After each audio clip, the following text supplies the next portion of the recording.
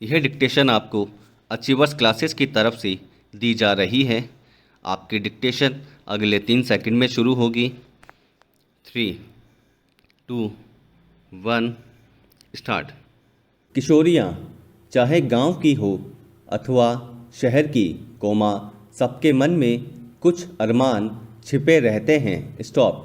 हर किशोरी अपने कल के कैनवास पर मन ही मन कुछ रंग भरती रहती है। स्टॉप। मगर बहुत ही रोचक बात है कि हर किशोरी हर पल पूरी तरह से सहमी हुई रहती है। स्टॉप। डरी हुई रहती है। स्टॉप।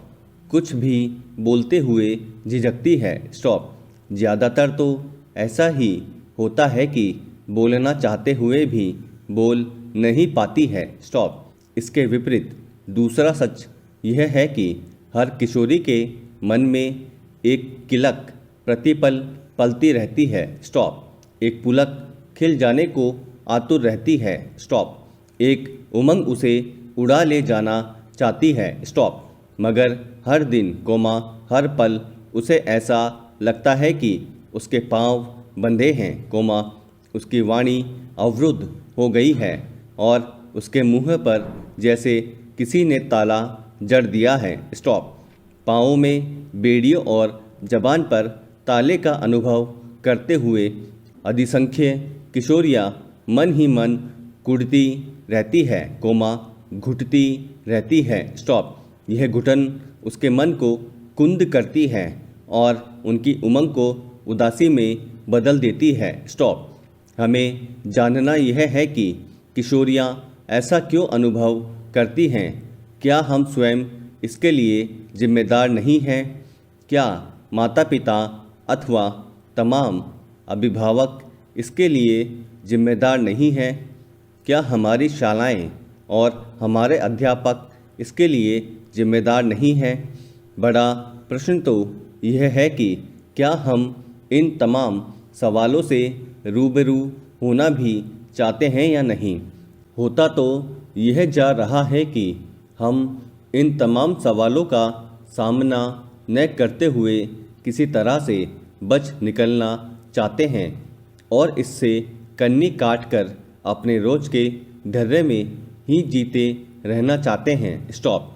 सच तो यह है कि घर की बेटियां यदि उदास हैं तो हमारा जीवन भी व्यर्थ है। स्टॉप। घर में पलने वाली किलक और पुलक यदि हमारे ही किसी आतताई स्वभाव के कारण डरी हुई और दबी हुई है तो यह हमारे लिए लानत का विषय है। स्टॉप। शर्म की बात है। स्टॉप। राजस्थान में और देश के अन्यत्र भी किशोरियों की शिक्षा के कुछ प्रयोग हुए हैं। स्टॉप। इन प्रयोगों में ग्रामीण किशोरियों को घरों से बाहर लाकर किसी एक स्थान पर शिविर के वातावरण में रखा गया है। स्टॉप। इन शिविरों में आकर किशोरियों ने नया और खुला वातावरण पाया है। स्टॉप। पहली बार अपने साथ सखी की तरह बात करने वाली किसी टीचर बहन जी को पाया है। स्टॉप। उन्होंने पहली बार रहने का ऐसा कोई स्थान पाया है जहाँ कोई रोक टोक नहीं है। स्टॉप। जहाँ जात पात का कोई भेदभाव नहीं है। स्टॉप। जहाँ सभी बच्चे और अध्यापक एक ही घड़े से पानी पी सकते हैं और बिना किसी जात पूछे एक थाली में भोजन कर सकते हैं और एक ही कक्षा में बराबर बैठकर कुछ सीख सकते हैं। स्टॉप। देश की हर बच्ची के लिए यह लगभग एक अनपेक्षित अनुभव होता है। स्टॉप। सर्वथा अविश्वसनीय। पैरा। शिक्षा के शिविरों के आंतरिक वातावरण का तब तक कोई अंदाज नहीं लगा सकता है जब तक वह खुद वहां जाकर उसे देख न ले और उसका अनुभव न कर ले।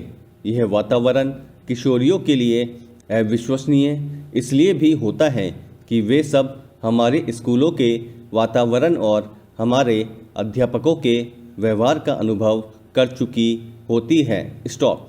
दर्दनाक सच्चाई यह है कि स्कूलें आज भी नहीं बदली है। स्टॉप। वहाँ जाना आज भी किशोरी अथवा बच्ची को अच्छा नहीं लगता है। स्टॉप। आज भी अधिसंख्य ग्रामीण स्कूलों में अध्यापिकाओं की नियुक्ति नहीं होती है और वहाँ पढ़ने वाली बच्चियाँ अपने को अकेला पाती हैं। स्टॉप। उनकी सीधी विवशता होती है कि वे वहाँ से बाहर निकल आए। स्टॉप। कभी वे स्वयं निकल आती है, कोमा, तो कभी माता पिता निकाल लाते हैं। स्टॉप। बहुत बार ऐसा भी होता है कि हमारे अध्यापकों का व्यवहार उनको मजबूर करता है कि वे स्कूल छोड़ दें। स्टॉप। यह तथ्य दुखदाई है मगर सच है। पैरा। यह भारत देश की सर्वोच्च सभा थी। स्टॉप। सबसे ऊंची सभा। स्टॉप।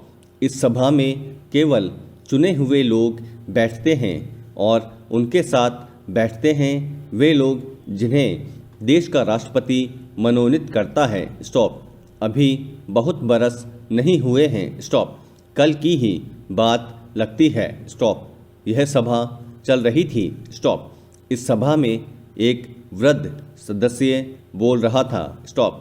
कह रहा था, वह सभी सभा नहीं होती है जहां वृद्धजन नहीं होते हैं। स्टॉप। और वे वृद्धजन नहीं होते हैं जो सच नहीं बोलते हैं। स्टॉप। सच भी वह सच नहीं होता जो किसी छल के मुलम्मे के साथ प्रस्तुत किया जाता है। स्टॉप। यही बात हजारों बरस पहले इसी देश की एक और भी बड़ी सभा में कही गई थी। स्टॉप। तब भी यह उतनी ही सटीक थी और आज भी उतनी ही सटीक है। स्टॉप। तब भी यह बात सुनकर सारी सभा अवाक थी और आज भी इस सभा के सभी सभासद सकते में आए हुए चुपचाप यह बात सुन रहे थे। स्टॉप। कहना वे भी कुछ चाहते थे मगर कह सकने वाला वृद्धजन एक ही था। स्टॉप। भारत का एक मनस्वी एवं तपस्वी कवि। पैरा। जिस कवि ने ऐसा कहने का साहस किया था उसके लिए ऐसा सत्यवदन बहुत सहज था। स्टॉप। पूरी सरलता एवं विरलता के साथ यह कहा गया था। स्टॉप। यह सरलता उसे तपस्या से और साधना से मिली थी। स्टॉप। तपस्या गांधी जी के चरणों में दीक्षा पाकर, कोमा, भारतीय लोक जीवन का स्नान करते हुए संपन्न हुई थी और साधना भारत की भिन्न भिन्न जेलों में एकांतवास करते हुए, कोमा, चरखा काटते हुए तथा मौन साधना करते हुए संपन्न हुई थी। स्टॉप। इन्हीं जेलों में जो आध्यात्मिक अनुभव हुए उन्होंने कवि की मेधा को तराशा था और शब्द ब्रह्म के साथ सीधा साक्षात्कार कराया था। स्टॉप। एक तरफ शब्द की साधना थी और दूसरी तरफ लोक जीवन की सेवा। स्टॉप। लक्ष्य था देश की आज़ादी मगर उससे भी बड़ा लक्ष्य था पूरे समाज को दिशा देते हुए भावी भारत की कोई तस्वीर किसी कागज़ पर उकेर लेना अथवा जन जन के मन मंदिर में उसको अंकित कर देना। स्टॉप। इस पीढ़ी के लोग ऐसी साधना के साथ स्वयं अपने विवेक जागरण के साथ साथ सत्य के सीधे अनुसंधान में लग जाते थे। स्टॉप। यह गांधी जी की दीक्षा का ही प्रताप था कि देश का कोई कवि, कोमा, कोई सर्जक और कोई सच्चा शिक्षक पूरे निस्वार्थ भाव से सिर्फ सत्य के अनुसंधान में संलग्न हो जाता था। स्टॉप। यह अनुसंधान एक तरफ आत्म तत्व का अनुसंधान था और दूसरी तरफ लोक तत्व का अनुसंधान। स्टॉप। दोस्तों, अगर आपको इस डिक्टेशन की कंप्लीट आउटलाइन प्राप्त करनी हो तो आज ही हमारे टेलीग्राम ग्रुप से उसे प्राप्त कर सकते हैं, जिसका लिंक डिस्क्रिप्शन में दिया गया है। और आगे भी अगर आप इसी तरह की डिक्टेशन और आउटलाइन प्राप्त करना चाहते हैं तो बेल आइकन पे क्लिक करना ना भूलें और सब्सक्राइब करें। Thank you.